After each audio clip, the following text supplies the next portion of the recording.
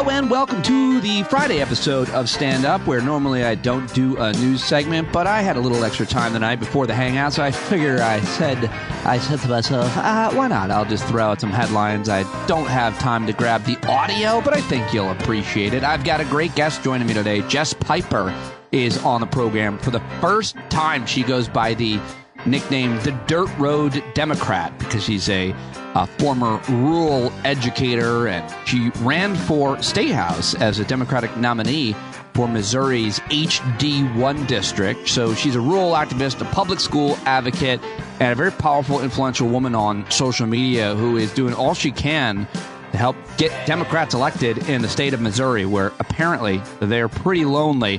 Very excited to have Jess Piper on the show for the first time. That's going to start at about 7 minutes in. But let me get to some of those headlines. And first, thank you for joining me at the Hangout. If you came last night, you know the show it's a lot more than a show. It's a community. We've created an amazing community of people. If you want, you should join us at these Hangouts and on the Discord platform anytime soon. There's going to be a new benefit, a marketplace for stand-up listeners who also have anything, a good or a service, to sell. So look for that soon, and we're talking about it in the Discord chat at the Hangouts and more. We would love to have you be a part of the stand-up community and work with each other and sell stuff, help each other out. There you go. How about it? Yeah. So let's see. What do I have for you here on the 8th of December? First of all, happy Hanukkah to those who celebrate the Festival of Lights. It's day 1052 of the Biden presidency, and prosecutors in the Georgia election fraud case for Trump signaled they're seeking prison sentences for Trump and his top allies. I think that means Rudy Giuliani. A boy can dream, can't he? Georgia's Republican-controlled legislature, however, approved a new congressional map that likely violates a federal judge's order requiring an additional majority black district, so that's not great. Or very, very bad. Trump appealed a judge's ruling that he doesn't have, quote, absolute immunity from prosecution in his federal election case and demanded that all proceedings be halted while a higher court considers his appeal to dismiss the criminal case. And legal experts across the spectrum laughed in his face at such a request. And the big news yesterday was that a Texas judge granted an emergency order to allow an abortion despite the fact that state law banning nearly all abortions with limited exceptions. A judge in Texas ruled today that Kate Cox, whose fetus was diagnosed with a fatal condition, could, in fact, terminate her 20-week pregnancy. Her case is believed to be among the first attempts to seek a court-approved abortion since the Supreme Court overturned Roe v. Wade last year. The judge, Maya Guerra Gamble of Travis County District Court, she's a Democrat, agreed with the woman's lawyers that the procedure was necessary to protect her from a potentially dangerous birth and preserve her future fertility. She issued a temporary restraining order to permit the woman's doctor to perform an abortion without facing civil or criminal penalties. But that did not stop the evil villain of an attorney general in Texas, Ken Paxton, who sent a letter to top hospitals in Houston where Cox's doctor practices, saying that if the patient and hospital staff could still face criminal and civil penalties despite the judge's order. So that is where we're at in Texas, challenging the banning of abortion there. Let's head over to the Middle East. In Gaza, Israel says its forces are in the heart of the southern Gaza Strip's main city, Khan Yunis, encircling the home of top Hamas leader Yahya. I don't know how to say his name. Yahya. Sounds like Yahya Sinwar, who is thought to be hiding underground. Palestinian civilians are fleeing the fighting that Israel's urging, but residents and aid groups have warned there's nowhere safe to go and dire lack of supplies. As Israel's military assaults southern Gaza above ground in pursuit of Hamas leaders, it's also considering a plan to disable the militant group's vast labyrinth of underground tunnels by flooding them with seawater, according to two U.S. officials who spoke to NBC News about it. That's a fun way to die, huh?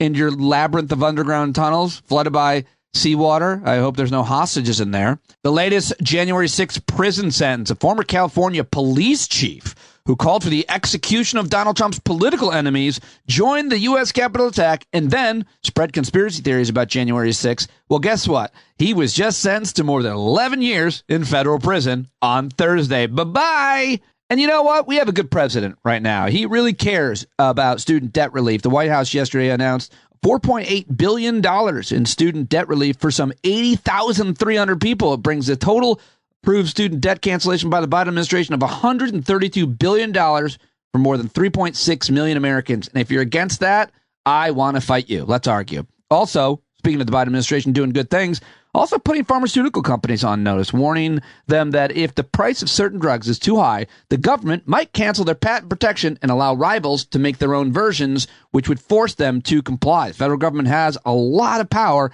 and they're finally using it to bring down the price of pharmaceutical drugs that are really, really often way too expensive for people. Also, 2 Russian official officers have been indicted by the Justice Department as part of what prosecutors allege was a broad campaign to hack into U.S. and British government agencies in an effort to gather intelligence in the 2 countries and influence British politics. So those are the headlines that I gathered for you. I want to thank Tom in Arizona, who emailed me yesterday at standupwithpete@gmail.com. Said, Pete, I always enjoy the news part of the show before the interview starts. You know, there was a period where you kind of stopped doing the news, but I'm glad it's back. This is one of the best places I get my news, so keep it up. Arizona Tom. Tom, cheers. Thank you very much. And sorry to everybody who had to suffer through yet another editing error somehow of mine. I don't know how this one actually happened, but the clips that I had of Mike Johnson saying that he talks to God apparently just weren't there, or they were very low. And I got a whole bunch of emails and correspondence from people. They were very, very upset about it, including Ryan in Colorado, who said, how dare you forget to add the clips of Mike Johnson to make me think my phone was broken. Maybe those other commenters were right earlier in the week. You know, you really hyped up those mega Mike Christian nationalist pimp clips, and then I heard nothing. I had to check my phone and thought I was losing my mind, but no, it was you again, Dominic. May fire pour from your ass for what you've done to us. Sorry, Ryan. Sorry, everybody. I will keep trying to do better. I don't know how that one slipped through. All right. Well, that is just a quick news update. Of course, I didn't say anything about the debate that happened last night, the Republican debate, although apparently across the spectrum, everybody thought Vivek Ramaswamy was a huge dick. I'm not sure if anybody liked him last night. But you know who I do like? Our guest today, Jess Piper. She's awesome. I told you a little bit about her at the top. I hope you'll check out The Dirt Road Democrat. I hope you'll check out her really great podcast, which I've enjoyed listening. Her perspective is very important for the rest of certainly progressive America to understand what she's dealing with, what she is trying to accomplish there in Missouri, where she's, of course, a member of Moms Demand Action for Gun Sense, so many other progressive organizations. She's an expert in rural matters and education because she was born and bred in rural America. Taught high school, mostly rural school districts, and understands the issues in rural communities. She's got a great approach to bring her background to other rural communities and suburbs and cities across the country. I really like this woman. I have a great amount of admiration for her. I think you're going to want to follow her on social media and listen to her podcast. You can get to all that through today's show notes. So let's do it right now. For the first time ever, another first-timer this week. Time to meet Jess Piper. Yes, I've just told you all about her, and I'm really excited to be talking to you, Jess. Welcome to the show. Thank you so much for joining me. I appreciate you. It's great to be here. Yeah, your story is very inspirational, and I really want to share it with anybody who might not be familiar with it. But I think I want to start this interview, our conversation with you as a little girl, maybe, if you can. Way back when? Well, I mean, you didn't grow up in Missouri, is that right? I did not. My dad was in the Navy when I was born, and so I was born outside of Metairie, Louisiana, which is down around New Orleans, born during a hurricane in 1975, which is probably the trajectory of my life since. Moved to Mississippi. I lived in Missouri for a while, and Oklahoma. Landed in Arkansas, where I stayed for about 25 years until I moved back to Missouri. Tell me so that was all because your dad was in the military, moving to different bases?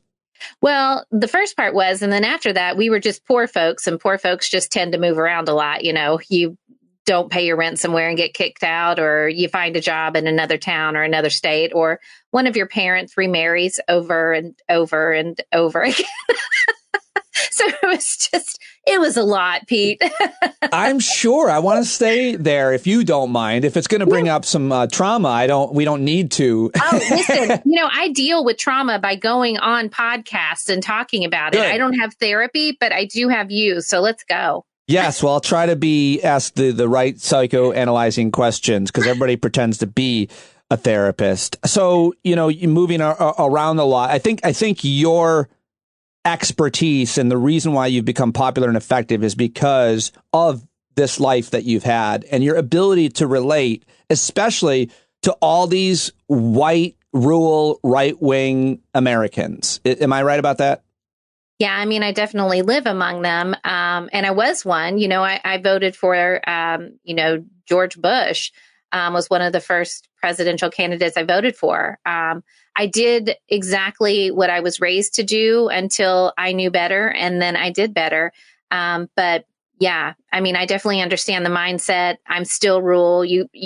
I love this life. I wouldn't live another life.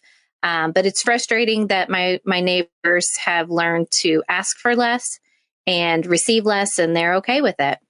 What do you mean by that last point? It's your neighbors asking for less and getting less. So Missouri is 50th in teacher pay, 49th in educational funding. And so our schools have been going downhill for about 2 decades since the GOP has had a supermajority. And my neighbors have just kind of gotten used to it. And they keep voting for folks who are, not going to bat for them, but going to bat for corporations and the wealthy.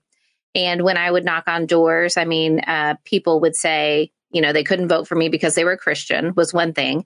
And that's when people talk about what it's like to knock in rural parts of America. I think it's really important to understand that there is this huge divide, and it falls along religion. But, we don't have shoulders on our roads. Our hospitals are closing. I have 3 places to buy a pack of cigarettes in my town, but not 1 place to buy a gallon of milk. We have gotten used to them gutting our rural communities, and then we just keep voting for them.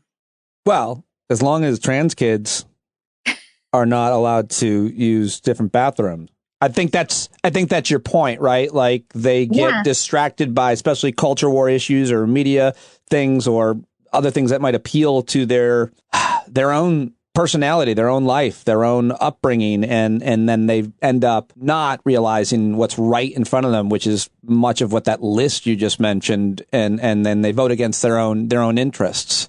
They do. And Pete, what I really found out was when I ran is that we don't have nominees. We don't have candidates for people to vote for. So that's another thing when people say, like I just did, you vote against your self-interest. Well, a lot of times I don't have anyone to vote for. I don't know who it would be. Right. So that is problematic in our red states as well. It's not a Missouri issue. It's, it's a Heartland issue. It's a red state issue. There aren't Democratic nominees running. Well, let's go back, though, to the young lady that we were talking to, young Jess Piper, and talk about the role that religion played in your life. I've heard you talk a little bit about that. And when you knock on a door and someone says, I can't vote because you're a Christian, it must be pretty shocking. Be like, what are you talking about? We're all, huh? What kind of... Yeah, the first time it happened to me, it could have knocked me over. I couldn't believe that she had said it. But then after I heard it a dozen times, then I'm like, okay, this really is an issue. But I was born and raised Southern Baptist and evangelical. I mean, if we want to have a Bible verse war, I can go for it. So I mean, I was raised like this, and that's why when we talk about politicians, when we talk about the Speaker House and all those sorts of people, I know him, and I know his wife. I know exactly who they are.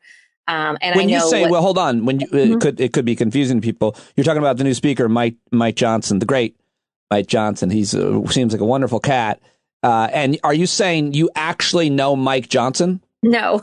You know people like Mike Johnson and his wife. And do you know anybody? And I'm kind of joking, but also not joking because I've been wanting to know if anybody knows anybody who uses an accountability app with anybody, much less their own child.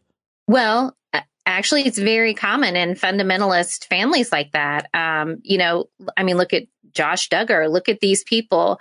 And it goes back to, it's actually not accountable. Having a child watching to make sure that their dad doesn't, Do you know anybody? I'm sorry to interrupt again. Do you know anybody that has their child hold them accountable for their sexual thoughts or searches on the internet? Like, have you heard of that? I've never heard anybody come out and say it like that. I mean, that was pretty shocking, but I'm positive that it's very common in the evangelical community because there are a lot of people who, they're repressed. We were born thinking that, sex was for, to create another life, not for pleasure. And so they get obsessed in this. And I've known so many fundamentalist men who went down, lots of rabbit holes because of that, suppression. Well, I mean, yeah, but I feel like I heard everything and can relate to a lot of it. I grew up in a rural area as well. A lot of evangelicals in my mom's side of the family. But like, I didn't know even any country or religion, and I still don't, where there must be some mistake or confusion where a child knows their parents' sexual thoughts or internet searches. Like that to me seems really, I've never heard of that. I don't know if it's a very weird thing. I still feel like we must have misunderstood him when he said that. Well, I'll tell you, I was just watching a video from a Missouri representative. His name is Justin Sparks, and he's a new rep, and he was on a podcast, and they were talking about, the first thing he started talking about was being accountable to his boys about porn. And I'm like, why do you guys keep doing this? Why do you keep going down that road? It's right. You have the right face for this. That's a major ick. That's a red flag. And then, Pete, you know what they went on to talk about after that? The way the young gals dress at the gym. And I was like, oh my God, you guys are gross. Stop talking. Stop talking. Well, I have so many jokes, but they all hurt people. Geez, I mean, it's just bizarre to have I want to talk more about that, but let's not get stuck quite on that one thing because I will, and talk more about like your evangelical, your religious upbringing. Tell me a little bit about what you actually believed or thought and how it shaped your life. And then it's always interesting to hear, obviously, where religion maybe comes undone or changes the way that you think or feel. So just born and raised in the church. I was constantly, there's something, and you may know this if you were raised like me, but there's something called an altar call at the end of service where people would go forward if they were feeling particularly like something was on their heart. Oh, no. Just to be clear, I was raised Catholic. We did not have altar so you call. Don't know an altar call. No. Suppress that shit. So the altar call was for people who, were feeling a certain way, and you would go down, you could confess your sins, not quite like a Catholic, but a little bit to the preacher, and they would pray for you. This always happened at the end of every single service in a Baptist church. And I did that all the time because I always felt like I was going to hell, right? You're supposed to get saved once. We were. And then you're good. But I always felt like I was going to hell. So I was constantly down there. I was baptized twice because I was scared the first one didn't take and I was still going to go to hell. Wait, no.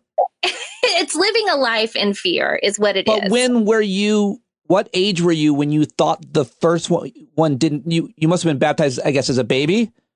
Oh, no, we don't baptize as a baby. No. Oh, see, I know so little here. Go ahead.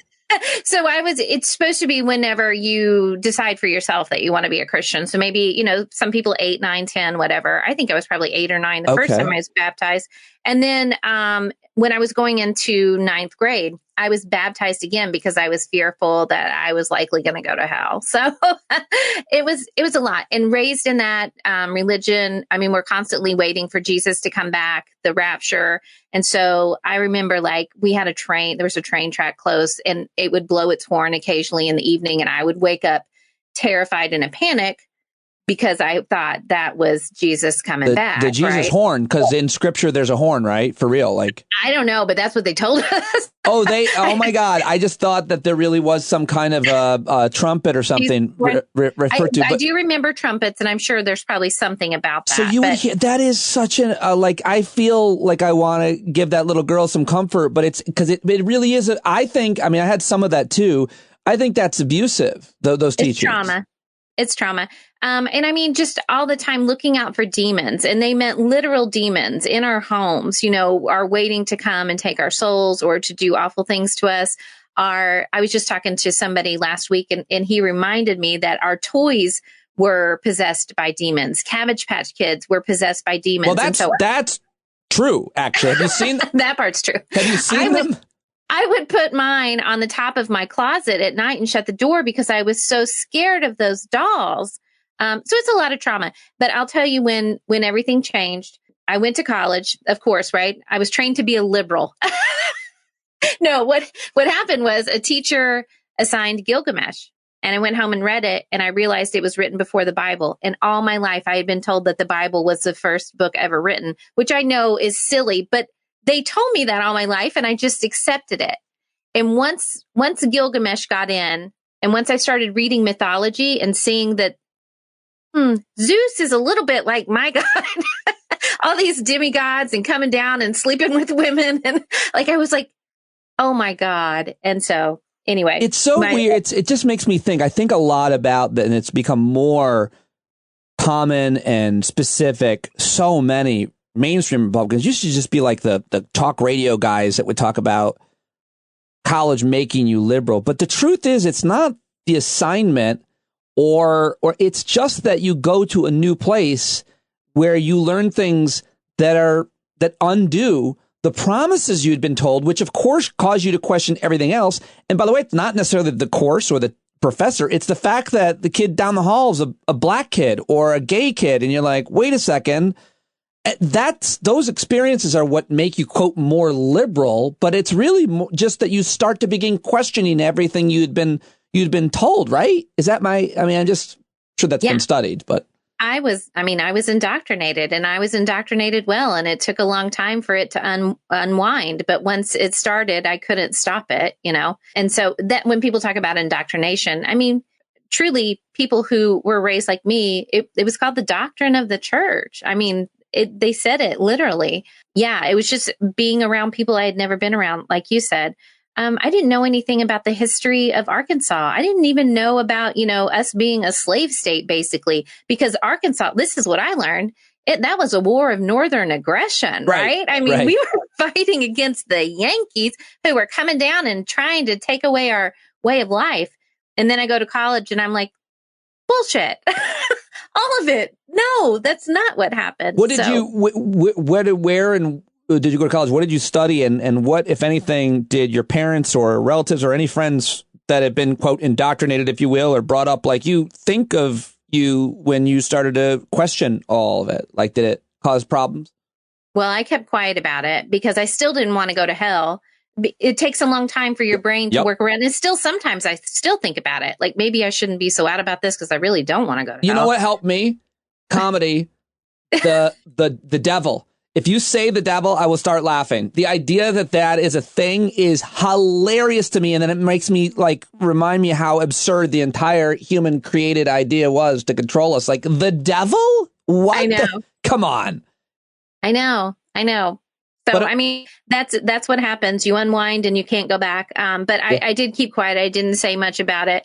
And I was a non-traditional student. I'm from Arkansas. There wasn't much to do. I was pregnant by 19 and delivered at 20, married at 18. I was married at 18. So I didn't go back to school until I was almost 24. So I was an adult. And so it's a whole different lifestyle. I never had a college experience or anything like that. It's interesting, though. It's such a really important, quintessential and fairly, quote, normal experience for a lot of people, especially women, even our age. I was born in, I heard you say, 75, same year, good year. And, good year. But the idea, but then you eventually went back to college. You eventually became a teacher yourself.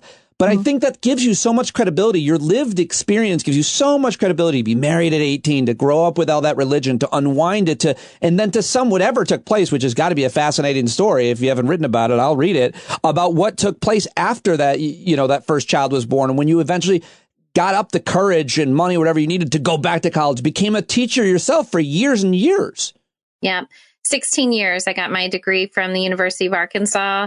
And then went back and got my master's degree and started teaching. And that's how I planned to spend my life. I didn't want to do anything different, especially once I got my job in Northwest Missouri, because I'm a rural teacher. And I don't know if people know this, but we don't just teach one subject. I taught all subjects, 9 through 12, film is lit, American lit, British lit, all of those things, English, grammar. But I got to a school that had enough students where I was only teaching one grade and I was just teaching American literature.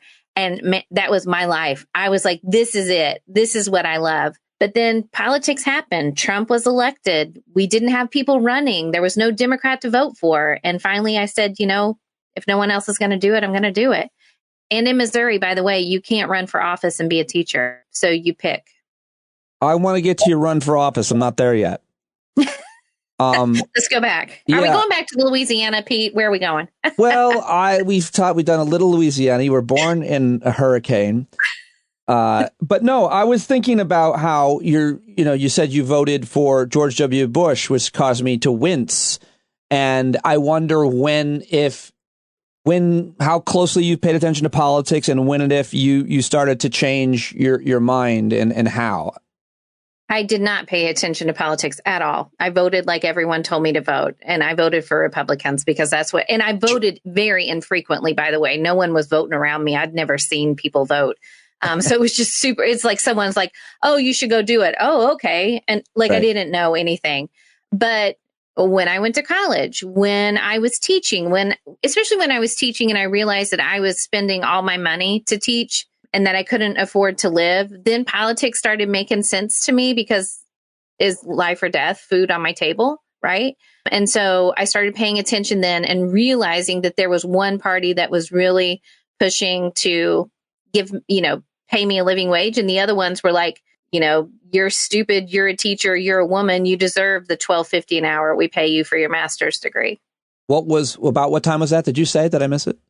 I would say that was probably around 2004, 2005 when I started. Now, what shoved me hard, like a lot of women, especially white women, I would say, was Trump being elected. Where were you on during the Obama years? How closely did you pay attention? Were there any issues that you cared about a lot then that you were somehow animated around? No, I felt fine. I felt like everything was going well during the Obama years. The only thing I noticed is that when he was first elected, I went into the teacher's lounge and there was a piece of paper that had been printed, back in the day, what they look like. And it was taped to the teacher's lounge table.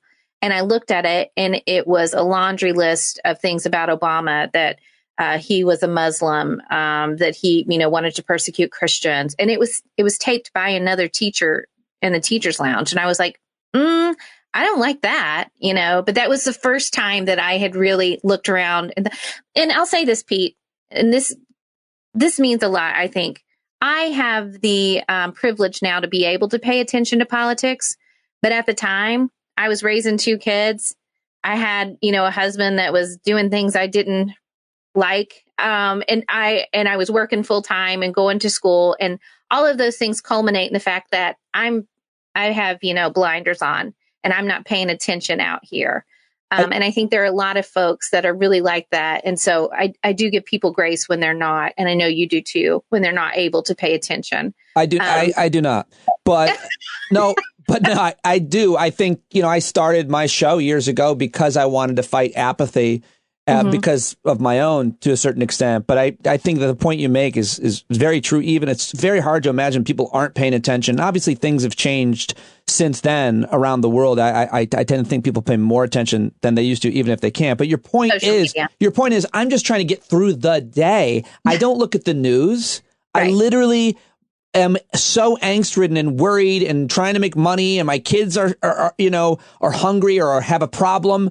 And I mean, I think everybody can relate to that to a certain extent, but nobody is that more true for it than, generally speaking, people living in or around poverty because, or with serious issues that they're concerning themselves with. So I think you articulate that perfectly well. But what's my question? It really, I guess what you're saying is it wasn't until Trump. And that's when you eventually end up looking around and realizing, oh my gosh, I'm the one we've been waiting for. It's me.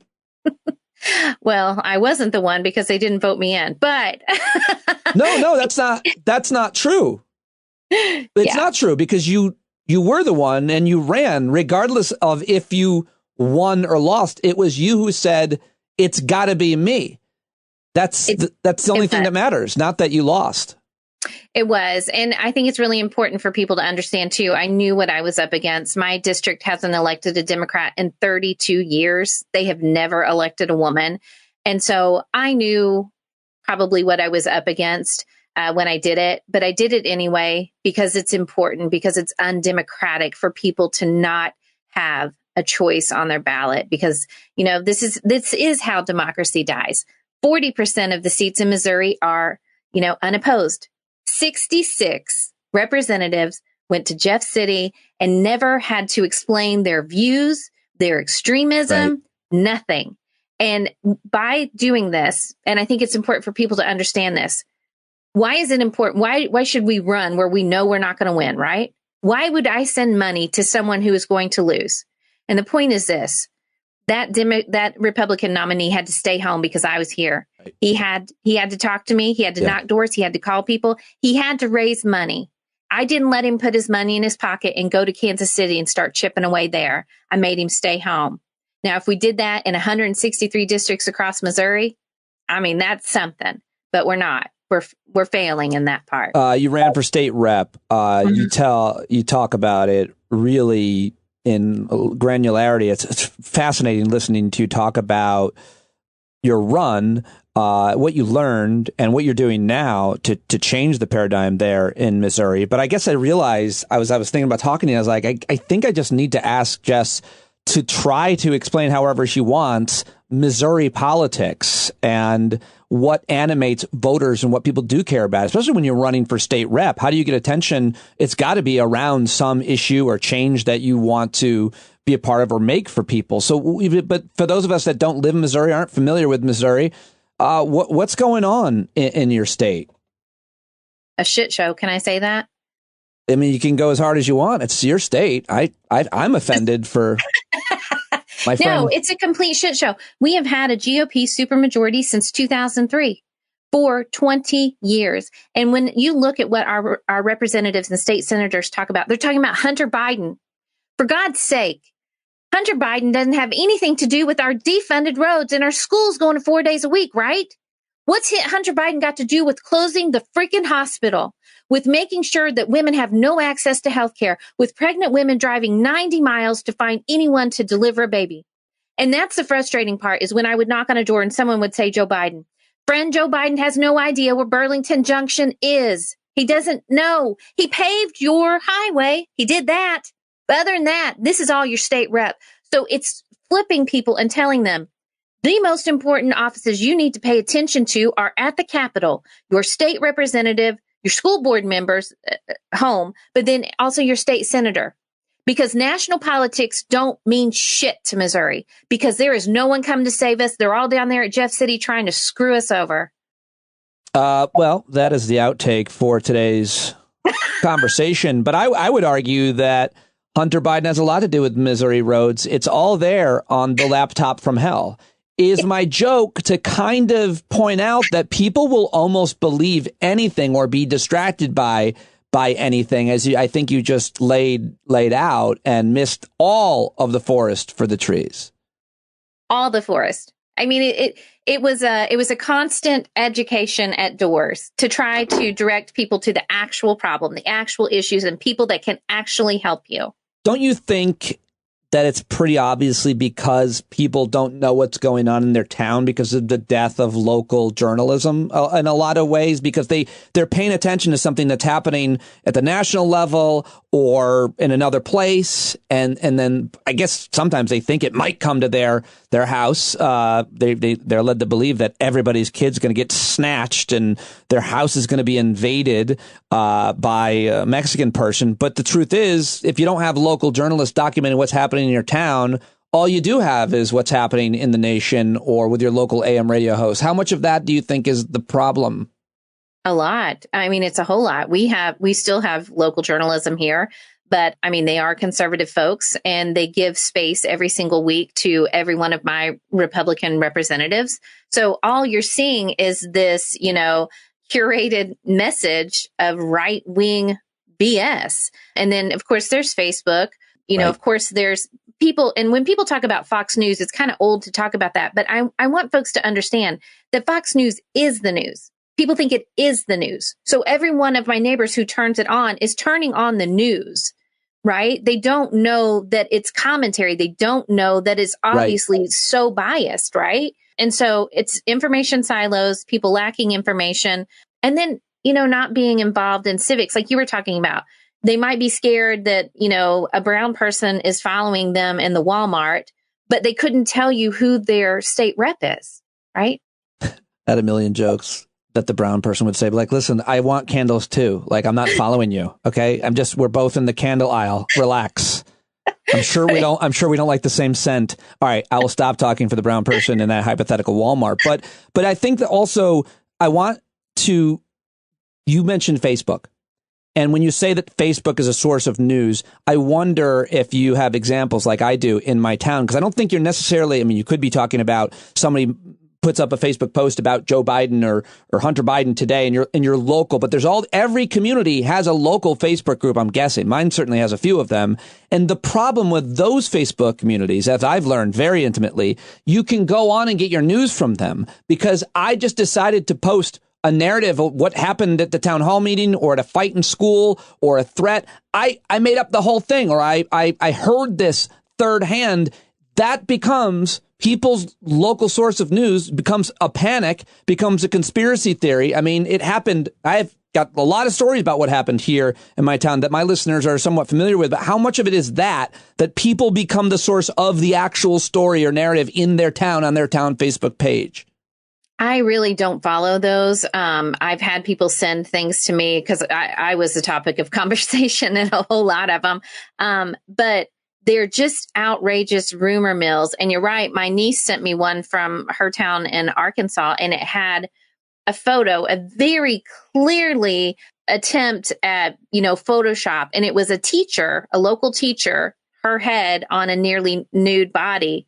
And the parents underneath, they were like, oh my God, I figured, I knew. And I was like, this is clearly Photoshop. Who's falling for this? Oh, all of you are. Stop. Like, it is the worst form of nasty and bullying I have ever seen in my life, and I don't even follow them, and I know how bad they are. Yeah. Well, it's just such a big deal in my town. And anybody listening, I always want to hear if you have those Facebook accounts, and if they do what I'm illustrating has happened here. So in Missouri, tell us a little bit more about the politics there, because I just read, as I mentioned before I hit record, Jessica Valenti's newsletter. It was one of the probably most widely read, certainly on the issues of women's reproductive rights.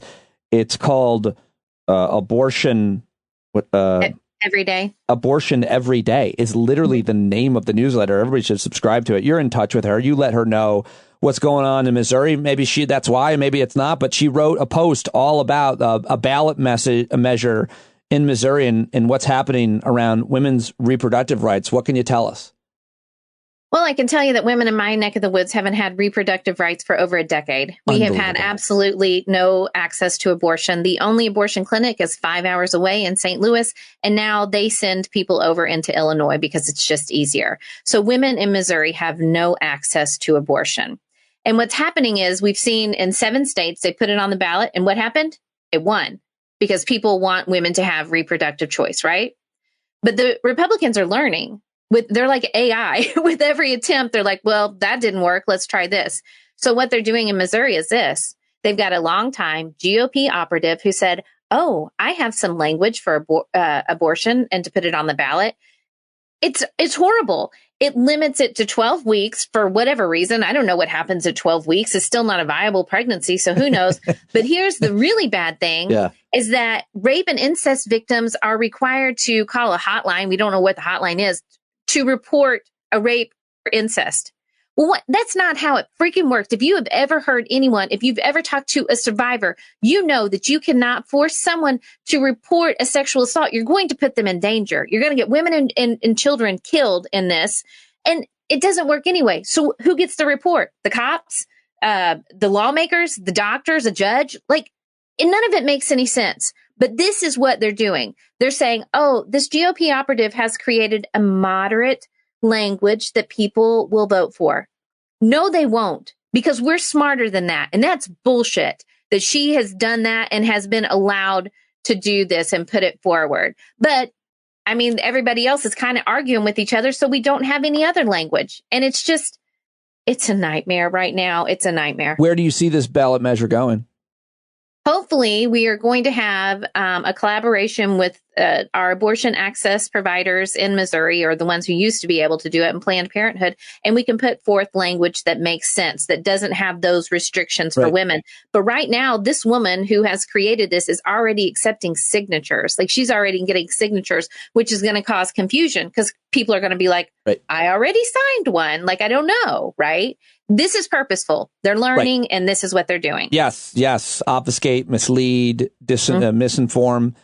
Well, Jess, I could talk to you for 7 more hours and I could listen to you as well because I love listening to your podcast. You have great conversations. And even when you're just talking yourself, I was totally enthralled. I think your credibility, your personality, your character, your righteousness, your humor, it's all great. And you're the perfect person. Like I said, you're the one we've been waiting for and you're doing great work. But just as I go, tell people, exactly what you're doing and how they can help and why we should possibly care about Missouri progressives, women, or other marginalized members of your state. The reason you should care is because Missouri politics literally bleed into other states. The things that we are doing in Missouri is not contained to Missouri. Just like Mike Johnson came out of nowhere. Guess what? He was never opposed. He came out of Louisiana without any opposition, and now he's 2 heartbeats away from the presidency, right? That's why you care about crazy states like Missouri. But I'm the executive director for Blue Missouri, and what I do is raise money for down ballot nominees because they aren't funded by the state party. They're definitely not funded by the national party. So we try to get a little money to these folks who are out in rural areas facing, insurmountable odds, and they're doing it anyway. So folks can find me at Blue Missouri.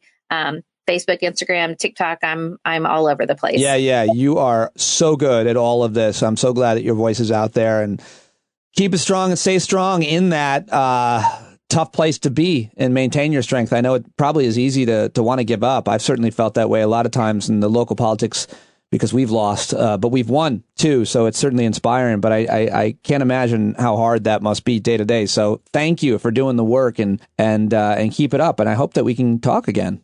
Absolutely. Thanks for having me.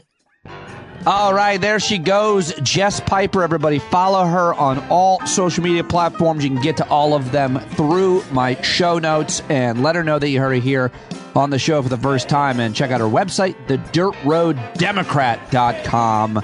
And if you're in Missouri, organize with her. And if not, then you can always send her money in her organization to help get Democrats elected in Missouri. That's all I've got for you today. I hope to have something for you tomorrow on Saturday, maybe something even Sunday. Obviously, I'll be back here on Monday. And each and every day, if it's a weekday, I'm posting a conversation with a smart person about an important issue, and even if it's not.